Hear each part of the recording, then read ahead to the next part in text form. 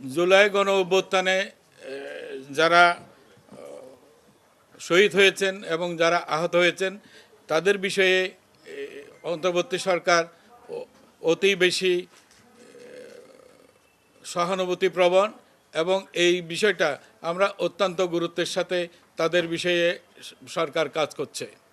সরকার ইতিমধ্যেই তাদের চিকিৎসা সুবিধা সর্বত্র দেশে এবং বিদেশে সরকার আয়োজন করছে। ডাক্তারদের পরামর্শ অনুসারে একইভাবে শহীদদের ব্যাপারেও সরকার অতি দ্রুত কার্যক্রম গ্রহণ করেছে। তাদের তালিকা প্রণয়ন করা হয়েছে এবং সেটা গেজেট আকারে প্রকাশ করা হয়েছে। একইভাবে যারা আহত হয়েছেন তাদের ব্যাপারেও সরকার দ্রুত তালিকা করছে। এটার ক্যাটাগরি অনুযায়ী তালিকা হচ্ছে এবং আশা করছি আমরা এই সপ্তাহের মধ্যে সেই তালিকাও সম্পন্ন করতে পারব। এই বিষয়ে সরকার একটি অধিদপ্তর গঠন করছে মুক্তিযোদ্ধা মন্ত্রণালয়ের অধীনে।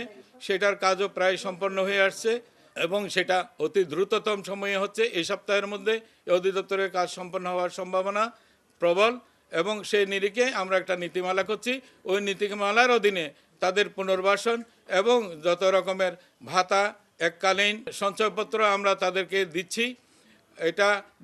এটার জন্য অর্থ বরাদ্দ আমরা পেয়েছি এই বছরের বাজেটের মধ্যে 10 লক্ষ টাকা করে সঞ্চয়পত্র শহীদদের পরিবারকে দেয়া হবে।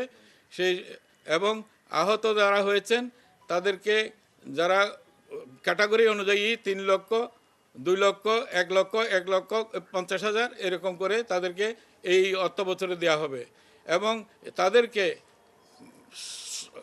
সারা জীবনের জন্য চিকিৎসা এবং অন্যান্য ভাতাদি দেওয়ার কথা সরকারের বিবেচনাধীন আছে। আগামী বছর জুলাই থেকে সঞ্চয়পত্রের অবশিষ্ট 30 লাখ টাকার অবশিষ্ট 20 লাখ টাকা আগামী বছর জুলাই থেকে দেওয়া হবে, জুলাইতেই দেওয়া হবে। এটাই হচ্ছে সরকারের এই পর্যন্ত তাদের জন্য স্থায়ীভাবে এই আহতদের সারা জীবনের চিকিৎসা এবং পুনর্বাসন সমস্ত কাজগুলি নীতিমালার অধীনে সম্পন্ন হবে।